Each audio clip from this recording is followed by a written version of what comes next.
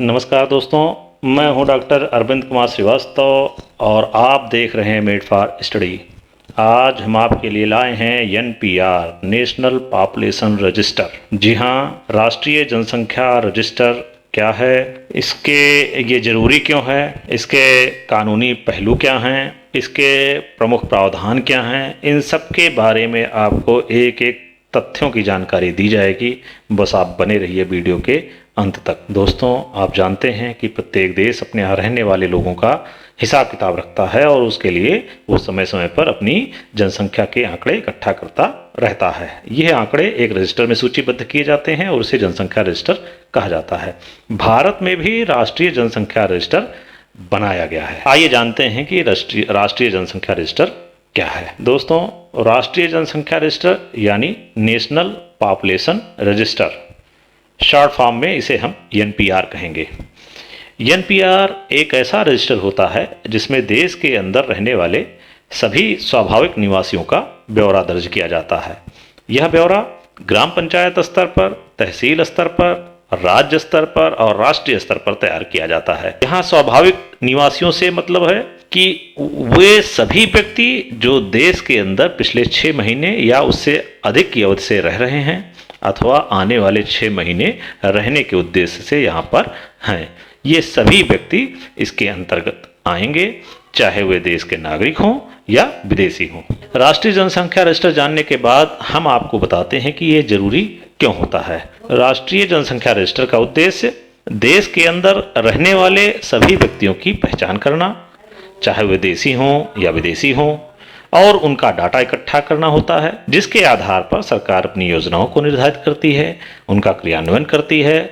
उद्देश्य यह होता है कि सरकार की बनाई हुई नीतियां और योजनाएं सही व्यक्तियों तक, सही लाभार्थियों तक पहुंच सकें। साथ ही देश के भीतर चलने वाली आपराधिक गतिविधियों के बारे में भी अंदाजा लगाया जा सके और उसके आधार पर नीति का निर्धारण किया जा सके और अपराध पर नियंत्रण, रोकथाम लगाई जा सके।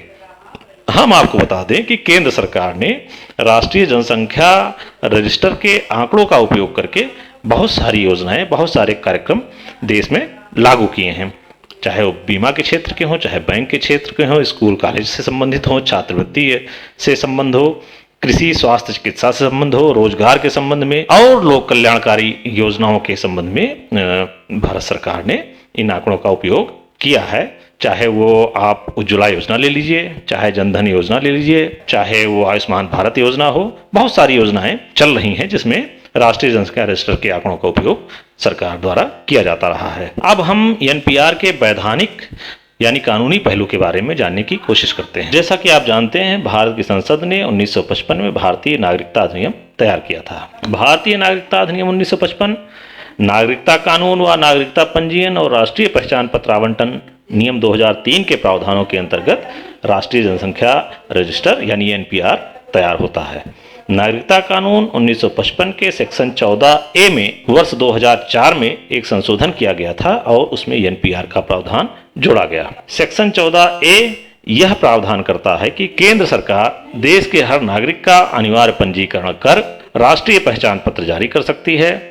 सरकार देश के प्रत्येक नागरिक का रजिस्टर तैयार कर सकती है और इसके लिए वह नेशनल रजिस्ट्रेशन अथॉरिटी का गठन भी कर सकती है। हम आपको बता दें कि सबसे पहले भारत में जनसंख्या रजिस्टर का कार्य वर्ष 2000 की जनगणना के पहले वर्ष 2010 में किया गया था।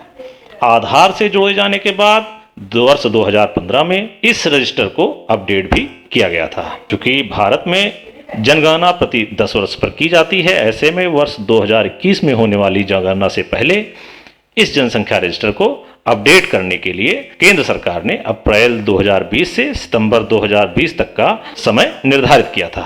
किंतु जैसा कि आप जानते हैं, कोरोना संकट के चलते अभी यह कार्य रुका हुआ है। अब हम आपको बताते हैं कि एनपीआर यानी राष्ट्रीय जनसंख्या रजिस्टर तैयार कैसे किया जाएगा। दोस्तों, एनपीआर तैयार करने का कार्य सरकारी अधिकारी की देखरेख में किया जाएगा। इसमें कर्मी घर घर जाकर पूरा ब्यौरा इकट्ठा करेंगे। एनपीआर में व्यक्ति अपने संबंध में कुछ जानकारी देगा, जैसे उसका नाम, माता पिता पति पत्नी का नाम, घर के मुखिया से संबंध, लिंग क्या है, जन्मतिथि क्या है, वैवाहिक स्थिति क्या है, व्यवसाय क्या है, शैक्षिक योग्यता, अस्थायी पता और साथ साथ बायोमेट्रिक्स डिटेल, फोटोग्राफ, फिंगरप्रिंट इत्यादि देना होगा। इसमें 5 साल से कम बच्चों को शामिल नहीं किया जाता है। तो ये तो रही एक मोटी मोटी जानकारी एनपीआर से संबंध में।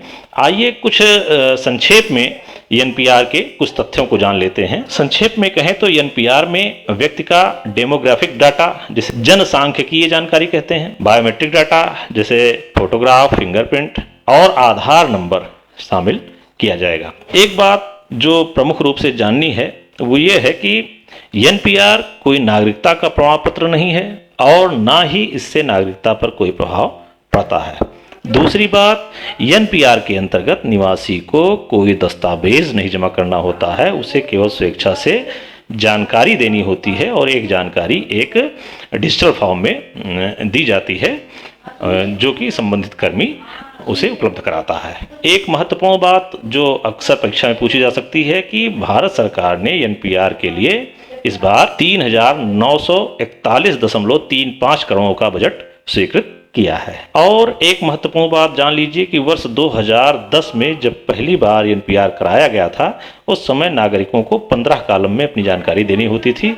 इस बार 8 कॉलम और बढ़ाए गए हैं। दूसरा एक तथ्य यह भी है कि वर्ष 2010 में 15 वर्ष से कम बच्चों को फोटोग्राफ और फिंगरप्रिंट से बाहर रखा गया था और इस बार 5 वर्ष से कम बच्चों के लिए यह सुविधा है। एक महत्वपूर्ण तथ्य जो है इसमें यानी एनपीआर में एनआरआई यानी अप्रवासी भारतीय सम्मिलित नहीं होते हैं। स्वाभाविक सी बात है, जैसा कि हम जानते हैं कि राष्ट्रीय जनसंख्या रजिस्टर में उन्हीं लोगों का नाम दर्ज किया जाता है जो देश के भूभाग में रहते हैं और अप्रवासी भारतीय देश के बाहर रहते हैं, इसलिए उनकी गणना इसमें नहीं की जाती है। उनकी गणना तभी की जाएगी जब वो देश में आकर रहने लगेंगे। एक और महत्वपूर्ण तथ्य ये है कि एनपीआर को पूरे देश में लागू किया जाएगा, लेकिन असम में यह लागू अभी नहीं किया जाएगा। इसको ध्यान रखिएगा, इम्तहान में पूछा सकता है एग्जाम में कि असम को छोड़कर पूरे देश में लागू किया जाएगा। और एक अंतिम महत्वपूर्ण तथ्य जान लीजिए कि गलत जानकारी देने पर इसमें एनपीआर में नागरिकता कानून 2003 के अंतर्गत जुर्माना देने का प्रावधान भी किया गया है। इस बार के एनपीआर में निवासियों के माता पिता की जन्मतिथि और जन्म स्थान और जहां वो रह रहे हैं उससे पहले वो कहाँ रहते थे यानी पिछले निवास स्थल की जानकारी भी मांगी गई है, जिसको लेकर के कुछ वर्गों में मतभेद रहा है। आइए अब हम आपको बताते हैं जनगणना और एनपीआर में अंतर क्या है। जनगणना और नेशनल पॉपुलेशन रजिस्टर में क्या अंतर होता है। हम आपको बता दें कि एनपीआर का आधार जो है वो नागरिकता अधिनियम 1955 है, जबकि जनगणना का आधार जो होता है वो जनगणना अधिनियम 1948 के तहत की जाती है। जनगणना में गणना सिर्फ नागरिकों की होती है, जबकि एनपीआर में मैं पहले ही बता चुका हूँ कि इसमें विदेशी भी सम्मिलित हो सकते हैं अगर वो भारत की सीमा के अंदर 6 महीने की अवधि से रह रहे हैं या उससे पहले से रह रहे हैं या आगे 6 महीने रहना चाहते हैं, तो ऐसे में उनकी गणना भी सम्मिलित की जाएगी।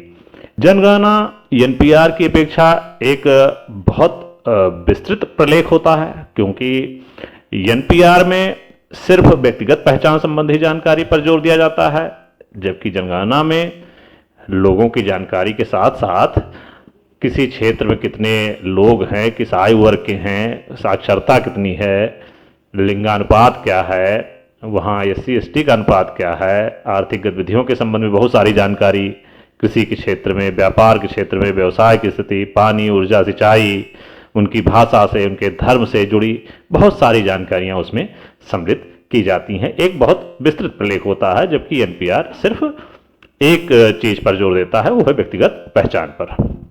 भारत में पहली जनगणना जो हुई थी वो 1872 में हुई थी और एनपीआर पहली बार जब हुआ भारत में वो 2010 में हुआ था। इसी तरह 2021 में जो जनगणना होगी वो भारत की 16वीं जनगणना होगी और एनपीआर जो होना तय था अप्रैल 2020 से सितंबर 2000 के बीच में वो दूसरी बार होगा।